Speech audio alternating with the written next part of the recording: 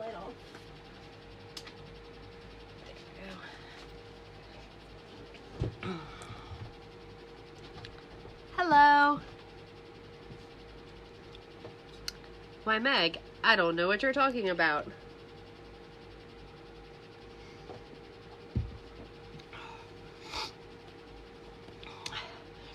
Hey, Amy.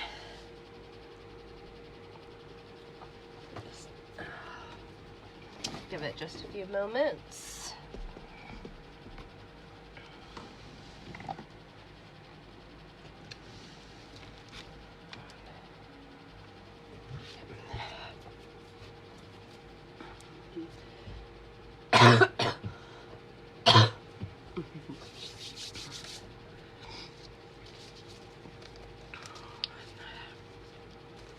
So today we're gonna do blood splatter.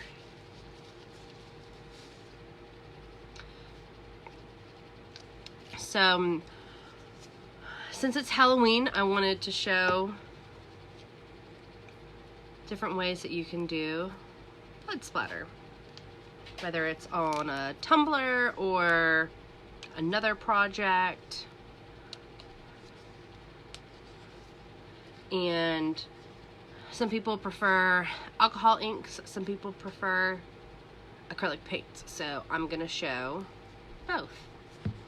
But I usually do alcohol inks personally.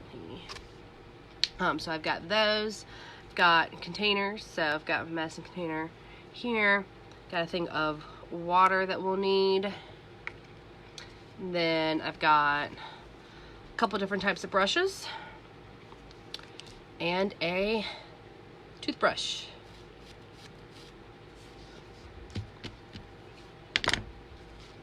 And a glove, so maybe for once I won't have paint and stuff all over. Hey, Anita.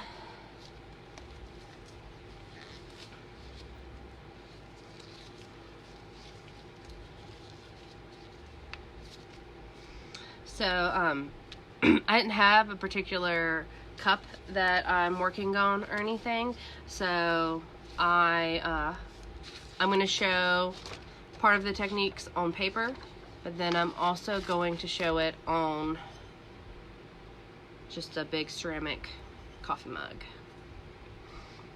So that way you can see the difference of if you're doing it on a flat surface versus a rounded surface, because you can get some drippies and things like that.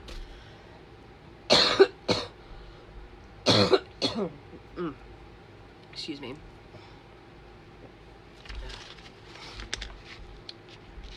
Of course, I was all bummed because I'm like, oh, I don't even have one ready, and I didn't have epoxy this week, so I couldn't get one ready. And then 2 days ago, I get an order for a tumbler that is going to have blood splatter on it. But of course, she didn't get paid till today, so I didn't even get started on it. But this is what I'm going to be doing on that tumbler. Alright, so I'm going to go ahead and point y'all down some so you can see a bit. So what I'm going to show first is the alcohol ink. Now this is Tim Holtz Red Pepper. I like it because it's pretty bright. But the alcohol ink is super easy. One of the things I like about it is because it's alcohol ink, it's going to dry fast. So that is one thing that you're not going to get as much of those big long drips for your blood splatter if you use this, unless you're doing it intentionally. So real easy process. You're going to fling it, and when I say fling it, I mean you're going to just, all about the wrist. For the Harry Potter, swish and flick. So truly, This is a great way to get those really long marks. So it's also good to use a combination of alcohol and the acrylic paint if you want like total crime scene, murder scene, horror. So you're really, again, you're just gonna flick. You could also take it, hitting with your finger to get more just straight down. Now on this paper, one, because it's kind of absorbs, but because it's also flat, you're gonna get more of the circles. So like I said, not a whole lot of dripping, but that's a little bit different when we're gonna do it on a surface like this. So for example, I'm going to, I wish you were over my shoulder here. Let me turn so you can see a little bit better. So if I do it on this, see, I get some drips.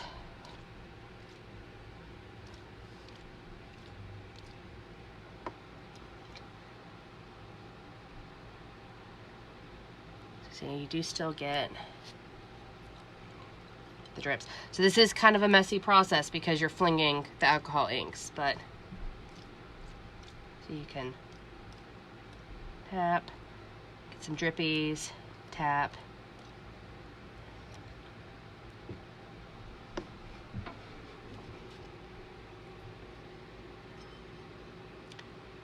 And get some different effects on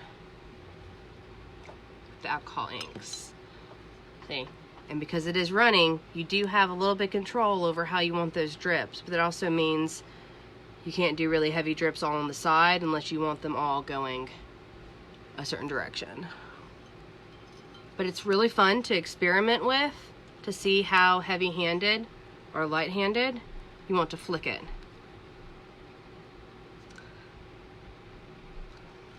So this is really good for like cast off blood splatter. So if you're doing any like slasher themed, you know, Jason, Michael Myers, stuff like that, it's a fun one and it's easy.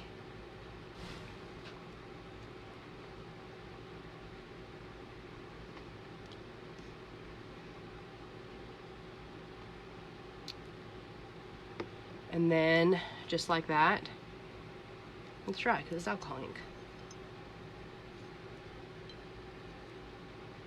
See? Fun. Now, with the acrylic paint, you're going to need to really water it down. I mean really water it down. So I'm gonna start pouring. I don't really know like what ratio you would call it. And again, you experiment based on the type of blood splatter you want. So see, this is nice and runny. Now with the acrylic paints, it's really fun to go around your house and find different things to use. And I am going to actually put on a glove for this, because I'm going to use using my fingers. So let me get a new piece of paper. I thought I had two, but I did not.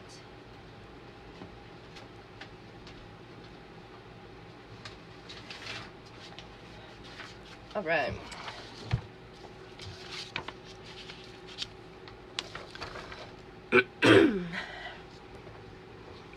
So, if you're using a paintbrush with longer bristles that are going to be able to hold the paints, you can also do your flicking motions. Now, you're not going to get nearly as much with this unless you're really loading the brush down or unless you're putting a whole lot of water behind it. But again, you run into you can run into really long drips because it's not going to dry as quickly as the alcohol ink. So you can, instead of a flicking motion, it's really more of a forcing your entire hand and arm down, kind of a jerking motion to get some longer ones than with the flicking motion. So again, I don't know how else to explain it, but instead of watching my hand, watch my arm through here. I think it, or you know, watch my jiggle of my fat. So you can see it's a very different type of cast off. Blood droplets throughout. Some people like to flick. So you can flick and you're gonna get a really wide spray, a wide fine spray.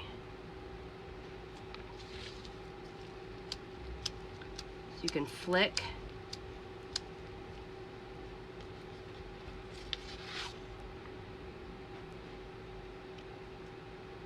And get that spray. Now you can also get a shorter, wider brush. Now, get that loaded up with paint. And instead of flicking this way, you're gonna pull the bristles back.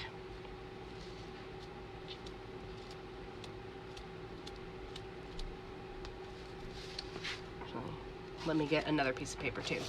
Sorry. Let me grab more.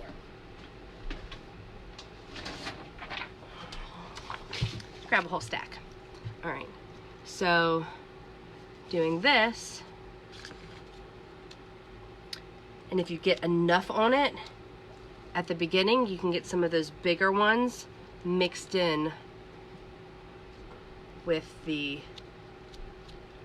fine ones sometimes. But again, just experiment with different brushes that you have. Ew, big drippy right there. And then you can also use a toothbrush.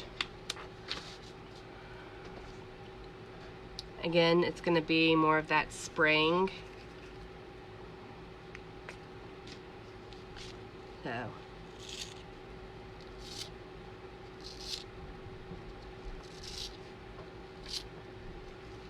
I mean, if you really want to, you can use the brush and fling down too and get some big ones. Oops, don't hit the paper though.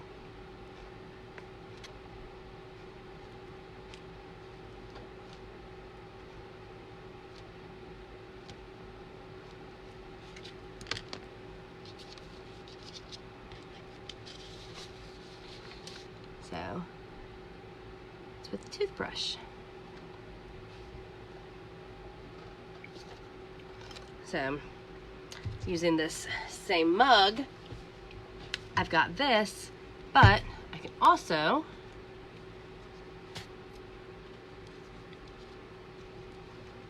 get some different effects on here. So I can some single drops, oops, no, smudge, you get smudges. So I can, if I can do this.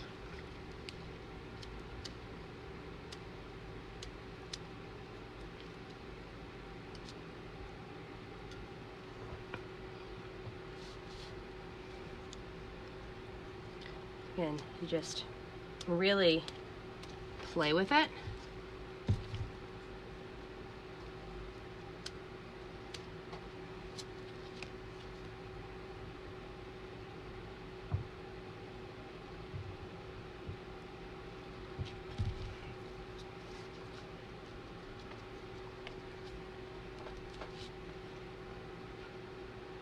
So see, flick that. And see, the thing is, with this versus the alcohol inks, when you get drips like that, this is gonna be more 3D, so it's not gonna be quite as smooth as that. But it's really nothing as long as you've got it watered down. It's really nothing that a layer of epoxy won't be able to hide. You just want to be careful not to water down your acrylic paint too much, because as you can see, it does thin it out, so you're not getting quite as dark of a look of a blood splatter as you do with the alcohol ink. Again, of course, different colors, but this is, I mean, that's how dark that red paint is. But in those big drops with the water, see, it's a good bit lighter. But then got this one and some of that. And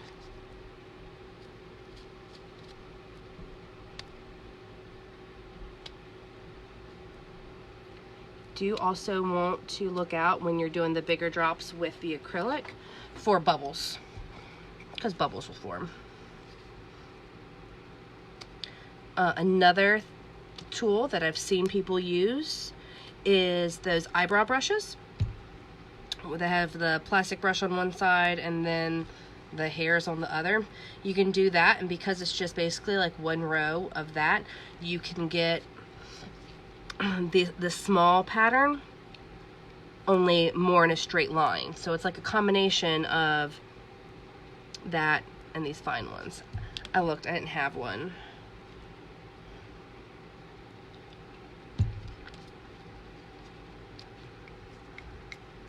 My eyebrows aren't bushy enough.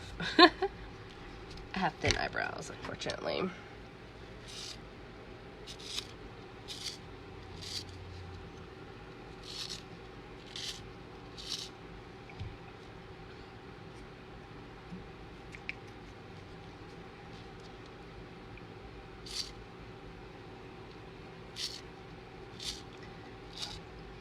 Another thing that I have done before, though, is I did have a cup, and I've done it on coffee mugs too. So I have just a little bit of water mixed in, about half as much as I did this, and then coated my hand, and then taken it and wrapped it around a mug. For smaller ones, I used my daughter's hand. So you get it, and you don't really want the entire thing coated, but what I kind of do is put some different places and then just kind of close my hand up, and then just take it and do a nice press and then a slight smear, and then you could have a bloody handprint in with your bloody mug.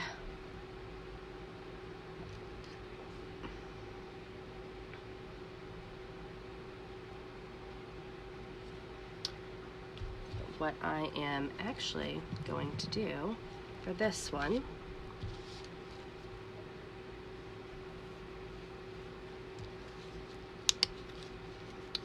now, if I was doing the full thing, I would take this glove off, but I'm not, so I'm going to save myself good hand washing.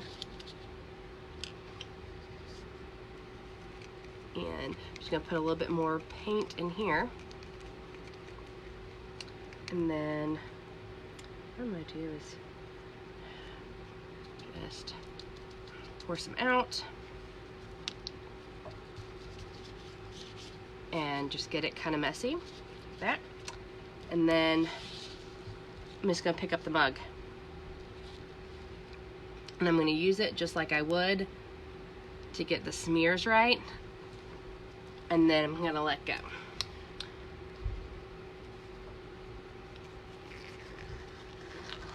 And then take that off. A different one on my other hand. I mean, you could do this at the same time too. And again, a little bit, and just a little bit of a smudge, like you're holding it. So it's like you're picking it up and holding it and drinking from it. And then you just let that dry. So get it inside the handle. On top, it's got that little bit of a smear. Unfortunately, I'll have to clean it off the top there, but, and then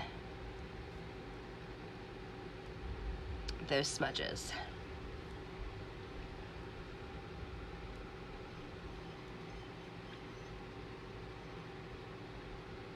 What do you guys think?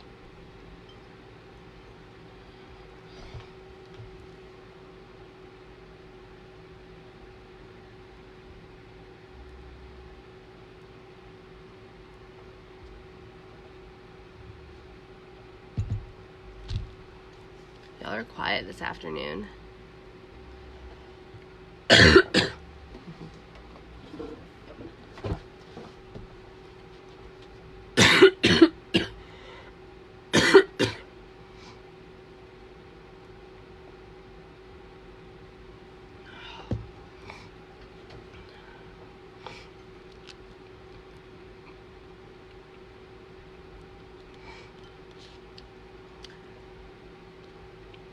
So of course, again, personal preference, which one you like better. I tend to use the alcohol inks more just because I normally do like serial killer slasher designs on mine, and I just really like the cast off streaks that I get with the alcohol ink. But combination looks pretty darn cool as well.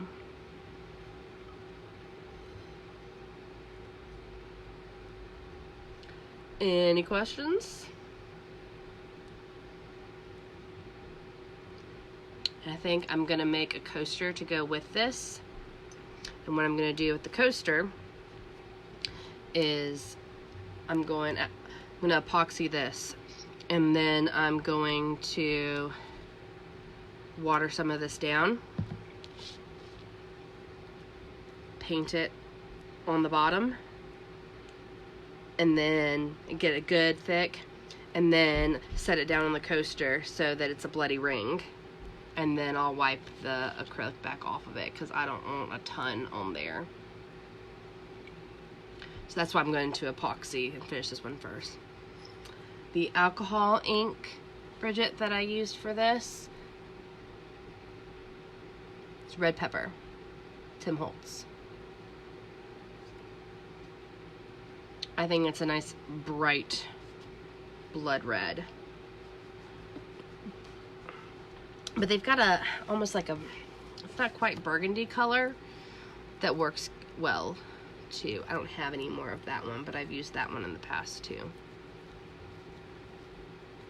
Blood really isn't bright red all the time.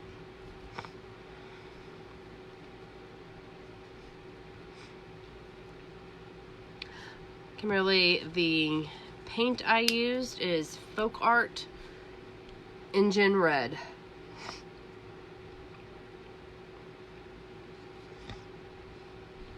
Like I said, I could stand to go a shade darker.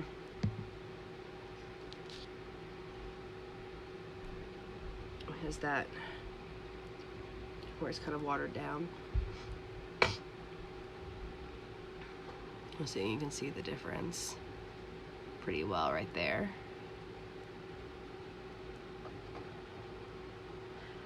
You know, when you have the little sprays, you can't tell a real big difference between the two. It's mainly the big drips that you can see. Even there where it's thicker.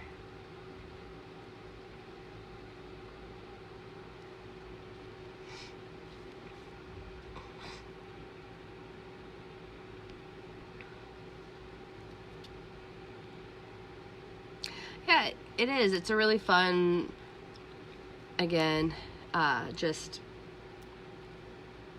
easy, quick method that looks pretty cool. I've done it on coasters before. I did a Walking Dead coaster that was in those round coaster molds with the lip. So I just poured it clear, and then I cut a circle, and it was the picture of Rick Grimes where he's all crazed looking. You know, one of the many times he goes crazy in the Walking Dead series, if you've seen it. And he's holding his gun. I don't remember if it's 2 hands or 1, so it's like this, where like my finger is the gun and it's really close, and you see his crazy in the background. And but I took alcohol inks and I flung it around there, and it looked really cool. The customer really liked it. Oh yeah, I mean, if you've got a red and you want it a little bit darker, throw a tiny bit of black in there to darken it up. You don't have to buy 50 shades of red.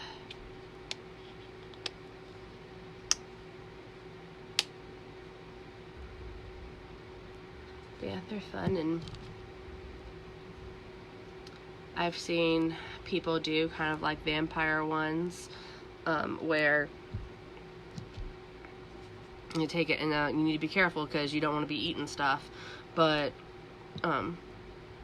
I've seen people take it and actually paint it on their lips like lipstick on the bottom, not in the mouth, just on the lip, and then actually take it to actually have like a lip mark, and then have put drips around it. You can, if you want to do like a full thing, you can use something like unicorn spit, which is 100% non-toxic. They have a red, so you could do that. Smells amazing. It's all right if you eat it because it was designed specifically for that. It smells like jasmine. So you can do that all on your mouth if you want to, and that's non-toxic.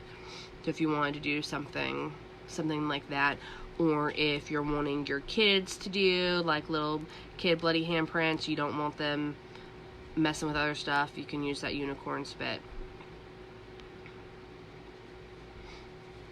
Oh, you're very welcome, Anita. Does anybody else have any questions or anything else they want to see with the blood splatter? Just a real quickie live on the technique, which I know is odd for me. Mine are normally pretty long. Thanks, Angela. See, my hair matches my cup. It's red. It was purple for a while, but purple doesn't stay in nearly as well as the red. And this time of year, I normally go red. No, I do normally go totally red for Christmas. I don't think I'm going to this year. I think I'm going to keep it ombre. It takes too much to get my whole head light.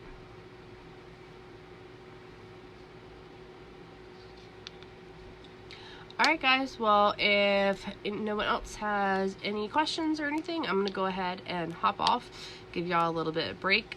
Make sure to come back to the group at 7:30 so you can see part 2 of Meg's Opal Madness, where she's going to be doing a geode. I know that I've seen several questions in the group here recently about if we had any geode tutorials, so you'll be able to see her Opal Madness geode tutorial featuring the affiliate glitters.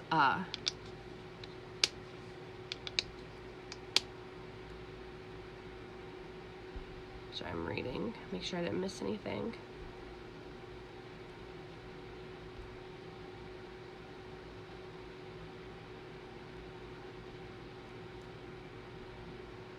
Oh yeah, man, it does get you into Halloween. Or anytime.